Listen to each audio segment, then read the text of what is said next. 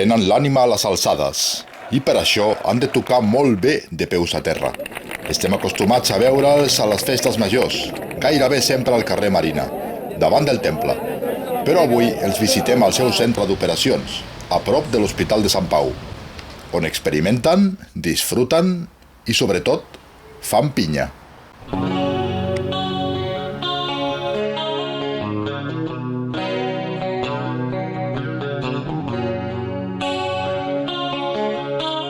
Hola, bona nit. Soc la Bea Jiménez, cap de colla dels Castellers de la Sagrada Família.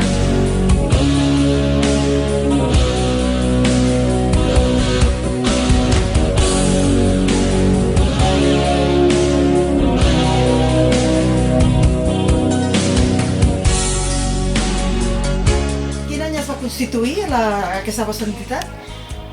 La colla es va constituir, el 2001 es feien els estatuts, però el bateig de la colla no és fins a l'octubre del 2002, que és quan comença tota l'activitat castellera, i és quan considerem que neix la colla com a tal.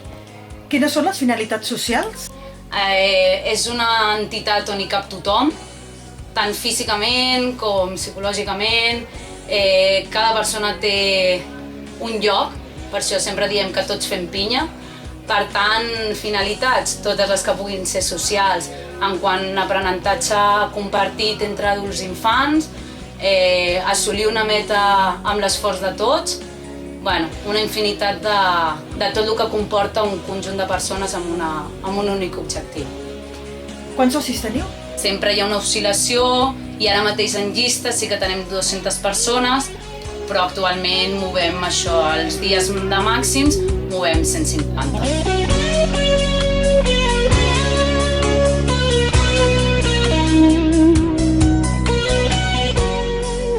Això de la faixa, per qui no ho entengui, per què serveix? Per què serveix? Sí. Doncs serveix primer perquè t'aguanta bé l'esquena. Sí. També serveix per la gent que puja, doncs perquè serveix com a punt de recolzament pels peus. Sí. I si no te la posessis, fotut. Molt fotut, sí. Molt bé. Fa molt temps que estàs aquí a les Castellers? Fa 4 anys. Ok. I què? Bé, molt Tu bé. passes de conya, no? Sí, molt bé. Vale. Gràcies. Es fan callar, que si no, cauen. Silenci, sisplau! Aleta! Sí. Vinga, i no hi són. La sortida, la dreta. Pel mig, pel mig. Aquest castell, com es diu? És un 4 de 6 net. Perdona, i aquest silenci tan sepulcral quan feu un castell d'aquests importants, per què? És important a l'hora de la comunicació, a l'hora de que les instruccions de la persona que hi ha des de fora arribin i per poder modificar les coses que no s'estan fent del tot bé. És impressionant. És impressionant el silenci, no? Sí.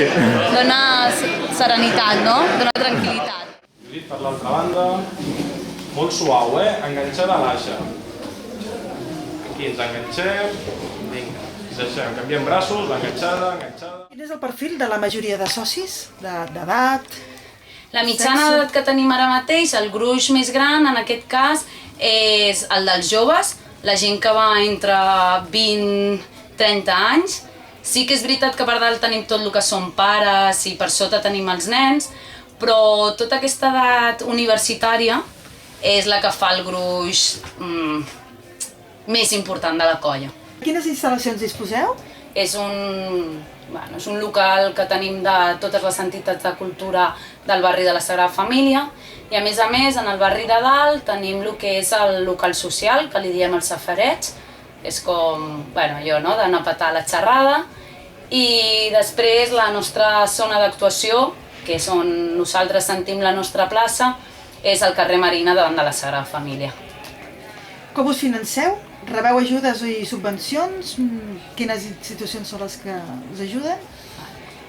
Nosaltres, al ser una entitat de cultura, estem regits per la Coordinadora de Colles Castelleres de Catalunya i totes les ajudes que tenim són un sponsor de l'Estrella d'Am que va per totes les colles de Catalunya. Tenim les ajudes de la Generalitat i de l'Ajuntament, que és la l'ICUP, que són subvencions com qualsevol entitat. Quins plans de millora pels socis teniu de cara al futur? Els nostres plans de millora sempre són de cara al local per poder-nos permetre castells més grans i a nivells personals sempre són les fites que volem treballar com a colla. són les de cada dia, no? De que la gent estigui contenta, de que la gent vingui amb ganes i bueno, tenir aquest bon ambient que tots els castellers de la Sagrada Família diem que el millor de la colla és la nostra gent, per tant sí que hi ha un caire familiar que intentem cuidar sempre dia rere dia.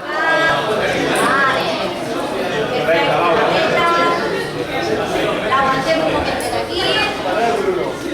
Vale, Laureta, anem baixant. Ben siguent de l'escollida, Laura.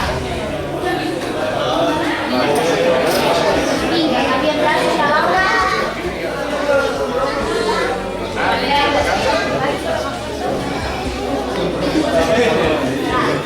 Hola, què tal? Com et dius?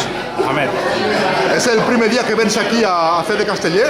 Sí, ara fa poc que visc aquí al barri i m'agrada sempre fer castells i he preguntat i he vingut avui. Vale, molt bé. Estàs acollonit? No.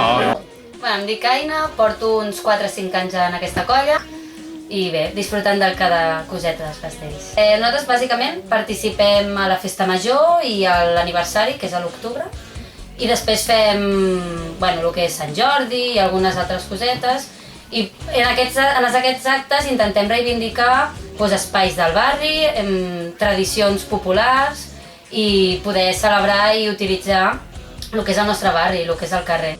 I el barri, ara com el veieu actualment? Bueno, és difícil, és molt difícil fer coses en aquest barri. Només pots fer un parell de dies fins a les 2 i clar, totes les entitats del barri volen fer coses i és molt complicat parlar amb districte perquè et cedeixi aquests permisos. Teniu alguna proposta de millora pels problemes que té plantejats al barri? Bueno, nosaltres intentem reivindicar, cada cop que fem actes i tal, intentem reivindicar aquest espai. I bueno, si ens volem intentar ficar tots d'acord, totes les entitats, per moure i reivindicar tot això. Perquè un col·lectiu sol no fa tanta força com tota la unió del barri. Si un veí del barri vol ser casteller, què és el que ha de fer?